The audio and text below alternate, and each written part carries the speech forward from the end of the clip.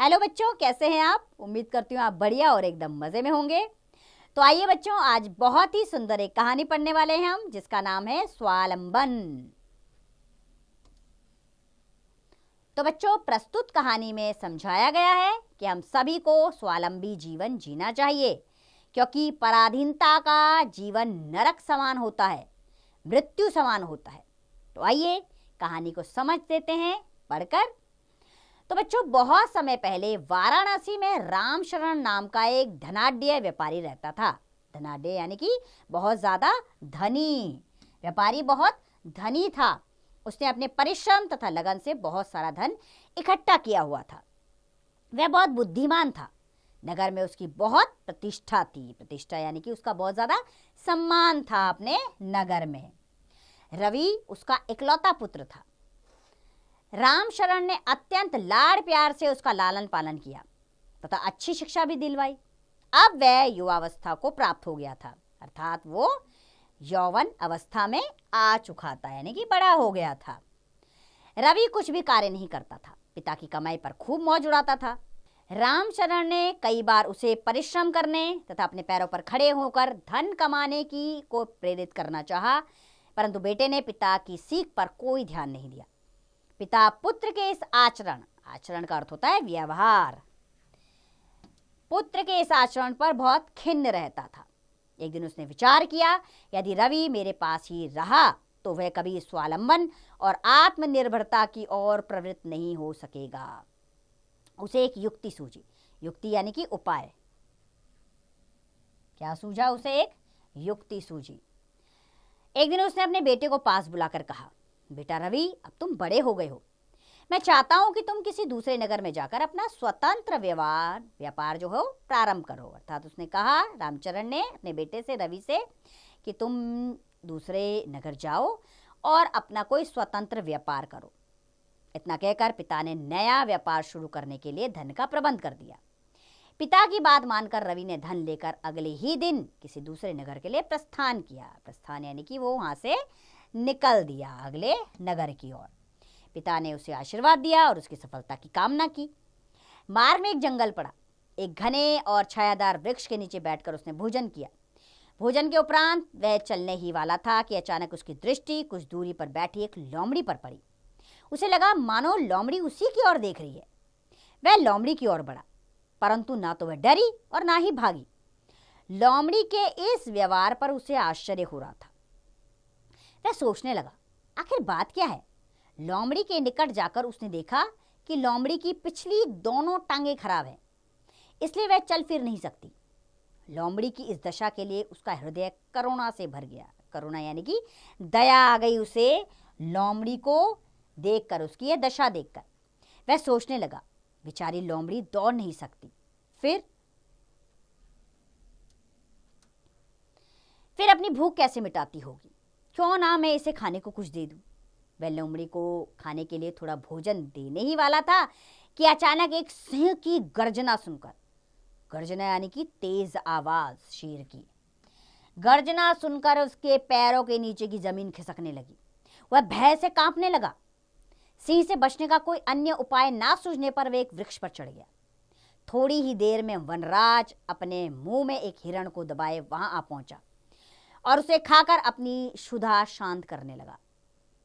तृप्त होने पर वह हिरण के बचे कुचे अंश को वहीं छोड़कर चला गया।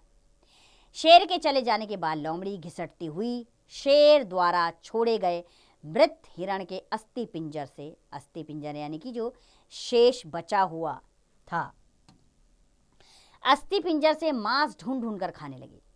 व्यापारी का पुत्र इस दृश्य को अत्यंत ध्यान से देख रहा था। उसने मन ही मन निश्चय किया, मैं तो इस लोमड़ी के बारे में विधा ही चिंता कर रहा था। किसी ने ठीक ही कहा है, जिसने जन्म दिया है वह खाने पीने का प्रबंध भी अवश्य करता है। जब यह लंगड़ी लोमड़ी लाचार होकर भी अपना पेट भर सकती है तो मेरी स्थिति तो इससे कहीं श्रेष्ठ है। मेरा पिताजी के पास तो अपार धन दौलत है, फिर मुझे किसी अन्य नगर में जाकर कमाने की क्या आवश्यकता है? मैं अपने पिता की धन संपत्ति से बिना किसी कठिनाई के गुजारा कर सकता हूँ। ऐसा विचार करके वह पेड़ से उतरा और घर की ओर चल दिया। सायंकाल अर्थात शाम के समय, सायंकाल होते होते वह घर पहुंच गया। पिता अपने पुत्र को वापस आया देखकर आशंकित हो उठा और पूछा, बेटा तुम वापस क्यों आ गए? सब कुशल तो है ना? आप चिंता ना करें पिताजी, मैं सकुशल हूं। फिर इस तरह आने का क्या कारण है, जरा मैं भी तो सुनूं। ये बात किसने कही? पिता ने कही। पुत्र ने जंगल की लोमड़ी वाली घटना कह सुनाई और बोला, पिताजी मैं आपका इकलौता पुत्र हूं। आपके पास इतनी धन संपत्ति है कि मुझे अलग से व्यापार प्रारंभ करने की आवश्यकता प्रतीत नहीं होती। वह संपत्ति हमारे परिवार के लिए पर्याप्त है। पर्याप्त यानी कि काफी है, अर्थात हमारे परिवार का गुजारा उस धन संपत्ति में हो जाएगा। व्यापारी अपने पुत्र का आश्चर्य समझ गया और बोला, बेटा तुम्हारा यह कहना ठीक है कि जिस ईश्वर ने प्राणियों और जीव जंतुओं को पैदा किया है वह उनके खाने पीने की कुछ ना कुछ व्यवस्था अवश्य करता है। इसलिए विकलांग जो अपंग है यानी कि जिनके शरीर का कोई अंग खराब है उन्हें कहते हैं विकलांग। विकलांग और लाचार लोमड़ी भी किसी न किसी तरह अपना पेट भर लेती है। पर तुम्हारा ध्यान उस सिंह की ओर नहीं गया। हाँ, मैंने उस सिंह को भी देखा था, पुत्र ने उत्तर दिया। तुम्हें उन दोनों के जीवन में कोई अंतर प्रतीत हुआ? नहीं, मुझे तो कोई विशेष अंतर नहीं लगा, पुत्र बोला। बस यही तुमने भूल कर दी। भूल? कैसी भूल? मैं कुछ समझा नहीं पिताजी। पुत्र ने विस्मय होकर प्रश्न किया। विस्मित यानी कि आश्चर्य से भरकर प्रश्न किया कि मैं कौन सी भूल कर बैठा पिताजी? बेटा लोमड़ी पराश्रित है। पराश्रित यानी कि दूसरे पर आश्रित है, दूसरे की दया पर निर्भर है। वो दूसरों की जूठन खाकर जिंदा रहती है, जबकि सिंह स्वावलंबी है, अपना शिकार खुद करता है। वह किसी की दया पर निर्भर नहीं है। जीवित तो दोनों ही हैं, दोनों ही किसी ना किसी प्रकार अपना पेट भरते हैं। अब सोचो कि तुम लोमड़ी की तरह जीवित रहना चाहते हो अथवा सिंह की तरह। पिता की बातें सुनकर पुत्र को अपनी भूल का एहसास हुआ। उसने अपने व्यवहार के लिए क्षमा याचना की और बोला, पिताजी मैं सिंह की भांति स्वावलंबी बनना चाहता हूँ, लोमड़ी की तरह लाचार एवं पराधीन नहीं। अगले ही दिन वह किसी दूसरे नगर के लिए चल दिया। तो बच्चों, ये कहानी हमें बार बार ये समझाती है कि स्वावलंबी जीवन हमेशा जीना चाहिए, किसी पर आश्रित नहीं रहना चाहिए। हमेशा अपने कर्म पर ध्यान रखें, अपनी ईमानदारी का अनुसरण करें, संघर्ष का जीवन से ना डरें और जीवन पर्यंत कर्मशील बने रहें। अपने ऊपर विश्वास रखें कि आप सब कुछ कर सकते हैं। ये ना सोचें कि आपके साथ कोई नहीं है, ये सोचें कि आप ही अकेले काफ़ी हैं इस कार्य के लिए।